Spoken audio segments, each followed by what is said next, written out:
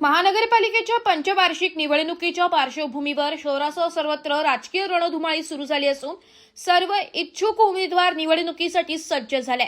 जनतेच्या विश्वासावर, विकासाच्या संकल्पावर आणि एकतेच्या बळावर नव्या वाटचालीचा निर्धार करत प्रभाग क्रमांक 22 मध्ये राष्ट्रवादी काँग्रेस पक्षाच्या वतीने विहितगाव वडनेर रोड येथील साई ग्रँड लॉन्स येथे भव्य दिव्य निर्धार मेळाव्याचे आयोजन करण्यात आले. या निर्धार मेळाव्यात राष्ट्रवादी काँग्रेसचे युवा नेतृत्व व प्रभाग क्रमांक 22 मधील इच्छुक उमेदवार विक्रम कोठुळे, गणेश खरजूळ, संध्या पवार यांच्या माध्यमातून आमदार सरोज अहिरे यांच्या प्रमुख उपस्थितीत हा कार्यक्रम उत्साहात संपन्न झाला. कार्यक्रमाच्या सुरुवातीस उपस्थित प्रमुख मान्यवरांचे स्वागत व सत्कार करण्यात आला. आमदार सरोजताई अहिरे, विष्णुपंत म्हैस धुणे, जिल्हाध्यक्ष निवृत्ती रिंगळे, ज्येष्ठ नेते राजाराम धनवटे, प्रदेश सरचिटणीस मनोहर कोरडे, नाशिक रोड अध्यक्ष जगदीश पवार, माजी नगरसेवक यांचा इच्छुक उमेदवारांच्या वतीने सत्कार करण्यात आला. स्नेहल देशमुख, छाया पोरजे, मोनाली कोरडे, सुनीता लांडगे, प्रियंका शिंदे, दीपाली गापसे यांच्या हस्ते हा सत्कार सोहळा पार पडला. यानंतर आमदार सरोज अहिरे यांच्या हस्ते इच्छुक उमेदवार विक्रम कोठुळे यांनी प्रभागात केलेल्या सामाजिक कार्यावर आधारित माहितीपटचे उद्घाटन करण्यात आले. यावेळी उपस्थितांना मार्गदर्शन करताना आमदार सरोज अहिरे म्हणाल्या की विकासाच्या मुद्द्यावरच राजकारण करा, दडपशाहीला थारा नाही. लोकशाहीत प्रत्येकाला उभे राहण्याचा आणि मतदान मागण्याचा अधिकार आहे. जनतेवर दमदाटी करणारा हा जनसेवक असू शकत नाही. 2019च्या विधानसभा निवडणुकीचा उल्लेख करत त्या पुढे म्हणाल्या की मी आधी काम करा मग मत मागा या तत्वावर ठाम असून गलिच्छ राजकारणात कधीही पडत नाही. इच्छुक उमेदवार विक्रम कोठुळे यांच्या बाबत बोलताना त्यांनी विश्वास व्यक्त केला की यापूर्वी त्यांना 2 वेळा अपयश आले असले तरी आता मी स्वतः त्यांच्यासाठी मतदान मागणार आहे. जनता नक्कीच त्यांना निवडून देईल. मी जे बोलते ते करून दाखवल्याशिवाय राहत नाही. नम्रतेच्या जोरावरही मतदान मागता येते आणि निवडून येता येते. त्यामुळे विकासाच्या मुद्द्यावरच राजकारण करा आणि माझे हात बळकट करून मला काम करण्याची संधी द्या असे आवाहनही त्यांनी यावेळी व्यक्त केले. या निर्धार मेळाव्यास प्रभागातील सर्व क्षेत्रातील मान्यवर, पदाधिकारी, कार्यकर्ते, मित्रपरिवार तसेच हजारोंच्या संख्येने नागरिक उपस्थित होते. उत्स्फूर्त प्रतिसादामुळे राष्ट्रवादी काँग्रेसच्या या निर्धार मेळाव्याने प्रभाग क्रमांक 22 मधील राजकीय वातावरण चांगलेच तापल्याचं चित्र पाहायला मिळालंय.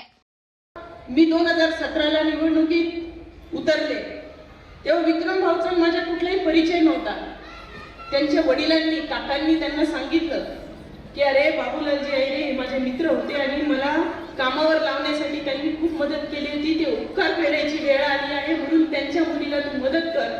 ते अपक्ष उमेदवार होते, परंतु ते अपक्ष उमेदवार असून सुद्धा संपूर्ण विहितगाव असेल, माझं देवळाली गाव असेल, आपलं वडनेर गाव असेल, पिंपळगाव खांब असेल, या सर्व गावांनी माझ्या मागे ताकद उभी केली आणि त्याच्यामध्ये नक्कीच सिंहाचा वाटा या माझ्या भावाचा आहे. गाव छोटा आहे, 1500 मतांचं गाव जरी असलं तरी त्याच्यामध्ये मेजॉरिटी 2019लाही माझ्या झोळीत भरभरून टाकली होती आणि 2024ला सुद्धा सर्व बूथ मध्ये जर ताकद उभी दिसलेली आहे तर ती पिंपळगाव खांबने माझ्या पाठीशी उभी केलेली आहे आणि म्हणून पिंपळगावच्या विकासाकडे माझं विशेष लक्ष आहे. काँग्रेस पक्ष देईल त्यांना आपल्याला मत करायचे नाही. मी अतिशय नम्रतापूर्वक आपल्याला विनंती करते आहे.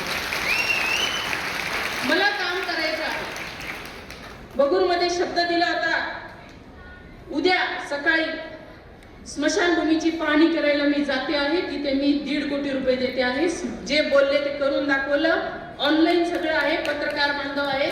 स्मशानभूमीचा शब्द भाषणात दिला होता. उद्या सकाळी बगूरची पाहणी करायला जाते आहे. स्मशानभूमी तिथे मी उभी करणार आहे. जो शब्द दिला तो पाळणार आहे. ठीक आहे, पाण्याचा प्रश्न खूप मोठा आहे, ते करणं आमचं कर्तव्य आहे, ते आम्ही करणार. रस्ते करणं, कारण कित्येक आहे यांनी गुंठेवाऱ्या विकायच्या, लोकांना धोके द्यायचे. तिथले रस्ते कोण करणार? तिथे पाणी कोण देणार? तिथे लाईट कोण देणार? काम बोला, मी कामाचा माणूस आहे. प्रत्येक भाषणात दादांचा एक डायलॉग असतो, मी कामाचा माणूस आहे, माझ्याकडून काम करून घ्या. मी कामाची आहे. हे सगळे हात माझे बळकट करा आणि माझ्याकडून काम करून घ्या. बालाजी देवस्थान सोडवलं, बरोबर? बालाजी देवस्थानासाठी रात्र आम्ही सर्वांनी मिळून काम केलेलं आहे. निवृत्ती महाराज अरिंगळे त्याच्यासाठी साक्षीला आहेत. तर घडवायचं ना, करणार नाही निर्धार? ही निर्धाराची बूट बांधली का? राष्ट्रवादी काँग्रेस पक्षाला मतदान करणार का? मी जे उमेदवार देईन त्यांना निवडून माझे हात बळकट करणार ना? आजच्या दिवशी पांडुरंगाच्या साक्षीने आपण सर्व शपथ घेऊया की या प्रभाग 22 मध्ये, प्रभाग 19 मध्ये मला जी काही पक्ष जबाबदारी देईल की ते राष्ट्रवादी काँग्रेस पक्षाचे उमेदवार निवडून, नगरसेवक निवडून आपल्या सर्वांची आपण सेवा करायची संधी द्या. माझी आपल्या सर्वांना परत एकदा नम्रतेची विनंती आहे, कुठल्याही दडपशाहीला न घाबरता लोकशाही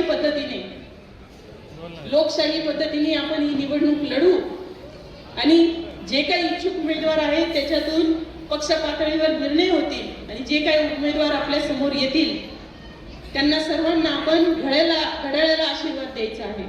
निर्धार मिळवण्यासाठी इतक्या मोठ्या प्रमाणात उभे राहिलात, उपस्थित राहिलात. खरं तर गेल्या अनेक वर्षापासून 2009 पासून मी सामाजिक कार्यामध्ये काम चालू केलं. 2012च्या निवडणुकीमध्ये राष्ट्रवादी काँग्रेस पक्षाने माझा विश्वास टाकला आणि या प्रभागाचा मला 2चा प्रभाग होता. त्यावेळेस उमेदवारी दिली. त्यावेळेस माझा 22-23 वय होतं.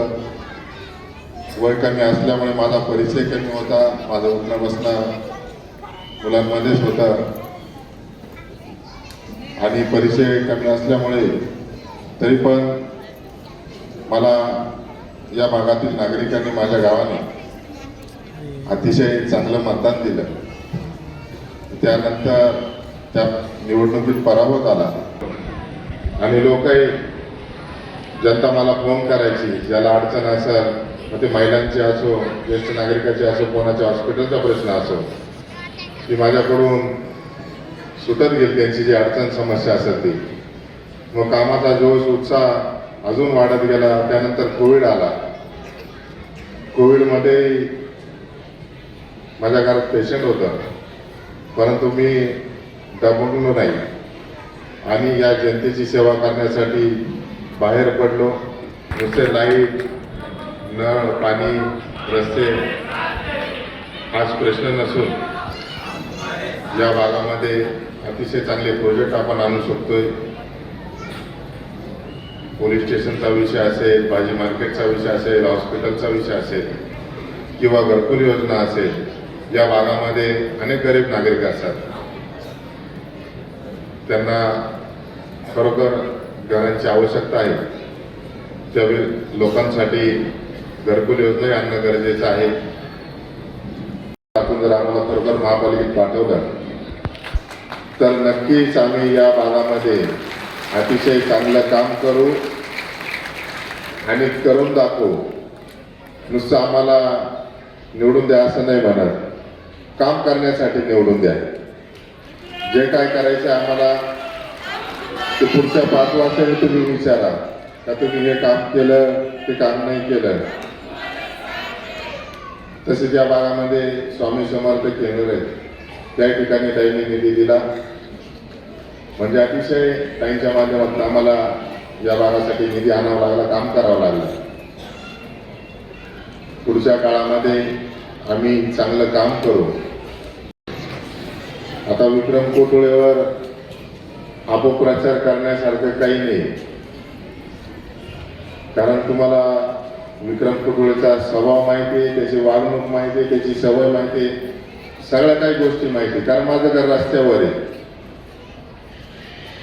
कोणी व्यक्ती आला का माझ्या डायरेक्ट घरामध्ये ते येऊ शकतोय आणि 24 घंटे माझ्या घराचे दरवाजे या जनतेसाठी खुले. मग ते ज्येष्ठ नागरिक असो, युवक असो, महिला असो, विद्यार्थी असो, विद्यार्थिनी असो, कुणी असो,